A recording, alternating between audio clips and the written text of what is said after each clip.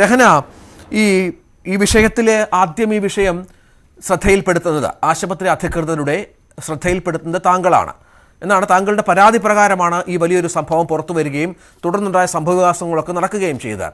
ഇത് താങ്കൾക്ക് മനസ്സിലായത് വളരെ പെട്ടെന്ന് താങ്കൾക്ക് ഇതിലേക്ക് എത്തിയത് എങ്ങനെയായിരുന്നു? കാരണം ഒരു താൽക്കാലിക ജീവനക്കാരിയാണ്. താങ്കളുടെ മുന്നിൽ അനിൽകുമാർ വരുന്നു, ഒപ്പം ഈ കുട്ടിയുടെ അച്ഛനുമുണ്ട്, ഈ കുട്ടിയെ വളർത്തുന്ന ആളുമുണ്ട്, ഗായകനുമുണ്ട് എന്ന് മനസ്സിലാകുന്നു. ഇത് ക്രമക്കേട് എന്ന നിലയിൽ താങ്കൾക്ക് മനസ്സിലാക്കിയത് ഏത് ഘട്ടത്തിലാണ്?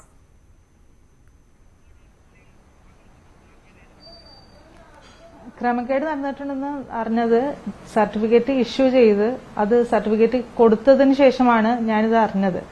ലേബർ റൂമിൽ ഞാൻ ചെന്ന ഇതൊരു നമ്പറിനൊരു വ്യത്യാസത്തിന്റെ ഒരു ഇതില്, പക്ഷെ അതിനുശേഷമാണ് ഞാൻ ലേബർ റൂമിൽ ചെന്ന് അന്വേഷിച്ചതും അതിന് അവിടുത്തെ ലേബർ റൂമിലത്തെ അവിടെ ഉണ്ടായിരുന്ന സിസ്റ്റർമാരോട് എല്ലാവരോടും ഞാനാണ് അത് അറിയിച്ചത്.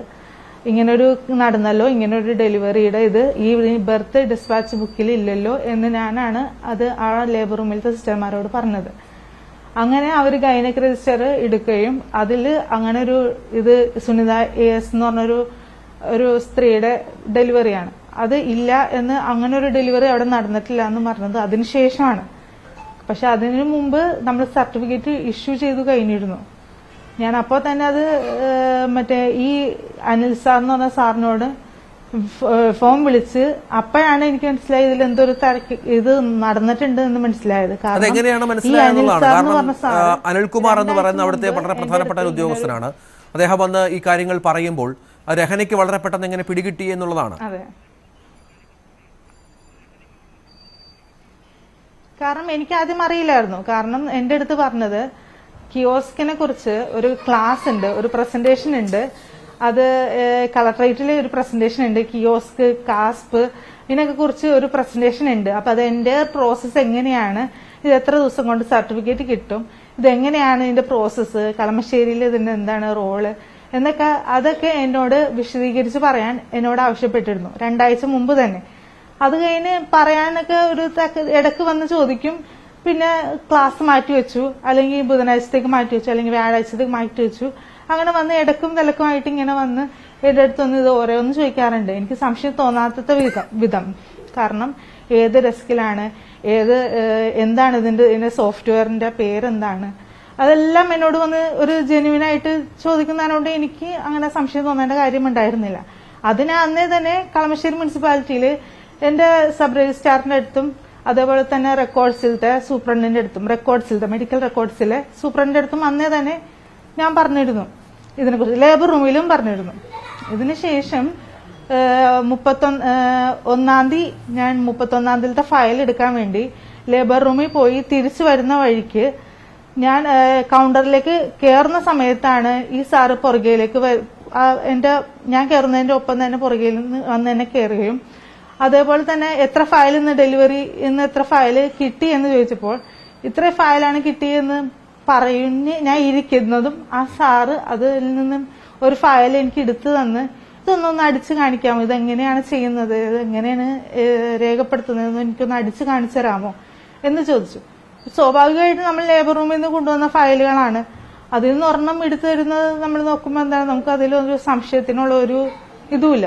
അപ്പൊ രഹന ഈ വിഷയം ശ്രദ്ധയിൽപ്പെട്ടപ്പോൾ ആദ്യം എന്താണ് ചെയ്തത്? കാരണം രഹനക്കെതിരെ ഉയരുന്നത് ഇത് 24 മണിക്കൂറിനുള്ളിൽ ഈ ക്രമക്കേട് റിപ്പോർട്ട് ചെയ്തില്ല എന്നുള്ള പ്രധാനപ്പെട്ട കാര്യമാണ്. സൂപ്പർ അടക്കം അതാണ് പറയുന്നത്. അപ്പോൾ അങ്ങനെ ഒരു വീഴ്ച രഹനയുടെ ഭാഗത്തുനിന്ന് സംഭവിച്ചിരുന്നോ?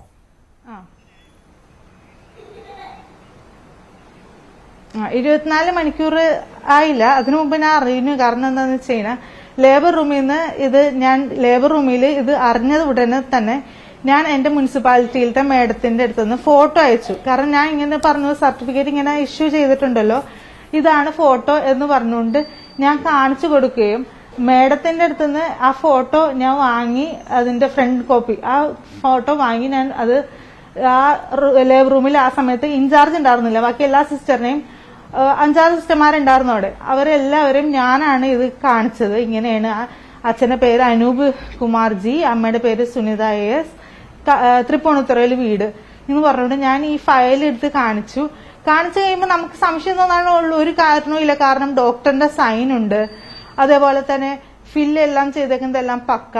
IP നമ്പർ 6 ഡിജിറ്റുള്ള IP നമ്പറും അതും സീരിയൽ നമ്പറിൽ ഒരു വ്യത്യാസം പോലും ഇല്ലാതെ, അങ്ങനെ എല്ലാം ഒരു സംശയം തോന്നുന്ന വിധത്തിലുള്ള ഒന്നുമില്ല. ഇതൊക്കെ ഞാൻ അവിടെ ലേബർ റൂമിൽ പറയുകയും അവിടുത്തെ ഗൈനക് രജിസ്റ്റർ എടുത്ത് പരിശോധിക്കുകയും ചെയ്തു.